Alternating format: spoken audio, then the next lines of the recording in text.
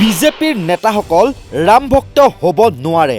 আনৰ ধৰ্মক কলংকিত কৰাসকল ৰাম ভক্ত হ'বই নোৱাৰে। বিজেপিয়ে নাথুৰাম গডছেক পূজা কৰা বন্ধ কৰক। কাৰোবাৰ ওপৰত গুলি মাৰিলে ৰাম ভক্ত হ'বই নোৱাৰে। মহাত্মা গান্ধীৰ ৰাম ৰাজ্যৰ পৰিভাষা সলনি হৈছে কিয়? সমাজৰ পিছপৰা শ্ৰেণীৰ ওপৰত অত্যাচাৰ বাঢ়িছে। শনিবাৰে সদনৰ মজিয়াত ৰাম মন্দিৰৰ আলোচনাত বিজেপিৰ বিৰুদ্ধে এনেদৰেই হুচ্চাৰ হৈ উঠে কলিয়াবৰ লোকসভা সমষ্টিৰ সাংসদ গৌৰৱ গগৈ। তেওঁৰ সম্পূर्ण মন্তব্য আছে, আমি এই মুহূৰ্তত শুনাই লৈছো। तो इस सेवा भाव से हमने विभिन्न अधिकारों का हमने स्थापना की। एमजी एनरेगा का रोजगार का अधिकार का स्थापन हमने किया और वैसे ही पहचान और डीबीटी की जो ढांचा है, इस ढांचा को भी हमने तैयार किया। आज भी इस सेवा भाव से आदरणीय राहुल गांधी जी भारत जोड़ो न्याय यात्रा के तहत नफरत के बाजार में मोहब्बत के दुकान खोल रहे हैं। कितनी दुख की बात है सर, कितनी दुख की बात है सर कि जब 22 जनवरी को जब आदरणीय प्रधानमंत्री जी अयोध्या में थे, तो उसी दिन आदरणीय राहुल गांधी जी असम के गुरु महापुरुष श्रीमंत शंकर देव के स्थान मंदिर में जाना चाहते थे। महापुरुष श्रीमंत शंकर देव के प्रति अपनी भक्ति जताना चाहते थे। जिस दिन 22 जनवरी को प्रधानमंत्री मोदी जी ने सभी को ऐलान किया कि आप जहां पर भी हो, जैसे भी हो, आप अपने मंदिरों में जाए, उसी 22 जनवरी के दिन राहुल गांधी जी को पवित्र बॉर्डुआ थान से जाने के लिए रोका गया। क्यों रोका गया? अगर असम के मुख्यमंत्री की अगर बात हम सुने, तो असम के मुख्यमंत्री ने प्रेस के सामने मीडिया को संबोधित करते हुए 22 जनवरी से कुछ दिन पहले इन्होंने यही कहा। मैं उनके शब्द मैं कहना चाहूंगा कि देखिए, 22 जनवरी को राहुल गांधी जी ने ये इच्छा प्रकट की कि वो सुबह बॉर्डुआ थान जाना चाहते हैं, लेकिन जिस समय वो जाना चाहते हैं, प्रधानमंत्री मोदी जी अयोध्या में प्राण प्रतिष्ठा के समारोह में उपस्थित होंगे।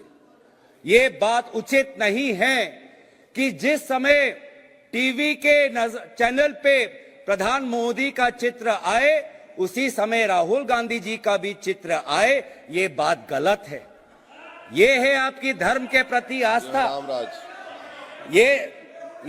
मैं आपको लेना देना है सर, ये मीडिया पे कहा है, ये आपको मैं ऑथेंटिकेट कर दूंगा। आपको तो मुझे पता है सर, आपका विश्वास, आपका आशीर्वाद मेरे साथ है। मैं हमेशा जब भी अपनी बात रखता हूं तो सच्चाई से रखता हूं, ईमानदारी से रखता हूं। मुझे अपने बात कहते हुए कोई संकोच नहीं, क्योंकि मैं भी सच जो कहता हूं वो सच्ची वाणी से कहता हूं। तो बस अंत में इसलिए मैं कहना चाहता हूं कि धर्म का सर्टिफिकेट क्या ये बांटेंगे? मंदिर में कौन जाएगा, कब जाएगा, क्या ये इनसे हमें अनुमति लेनी पड़ेगी? क्या मंदिर जाना असम के मुख्यमंत्री के अगर शब्दों पे विश्वास रखे तो मंदिर क्या एक टीआरपी बन गया है? प्राण प्रतिष्ठा क्या एक टीआरपी बन गया है?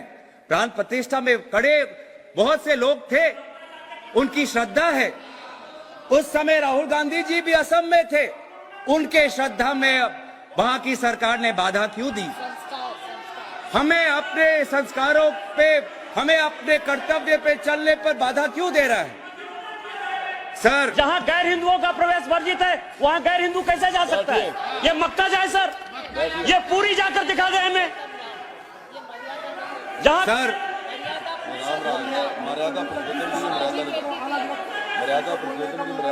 सर मैं दोबारा आज याद करा देता हूं कि हमारे देश में अनेक धर्म हैं, हमारे देश में अनेक ग्रंथ हैं, हमारे देश में अनेक पैगंबर हैं, लेकिन अगर शासन का ग्रंथ है तो शासन का ग्रंथ एक है, वो ये संविधान है। वो ये संविधान है। ये संविधान, ये शासन का एक ही ग्रंथ है। धर्म के अनेक ग्रंथ हैं। हिंदू धर्म में अनेक वेद हैं, हिंदू धर्म में अनेक उपनिषद है, लेकिन भारत के लोगों ने शासन के लिए एक ही ग्रंथ को चुना है, वो इस संविधान को है। और इस संविधान के संरक्षण में आज मैं दोबारा कहना चाहूंगा कि राम राज्य इतनी कटुता क्यों सर, इतनी कटुता क्यों?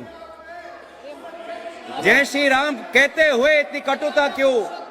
मर्यादा पुरुषोत्तम या राम को नमन करते हुए इनके वाणी में इतना हिंसा क्यों, इतना घृणा क्यों, इतनी घृणा क्यों है?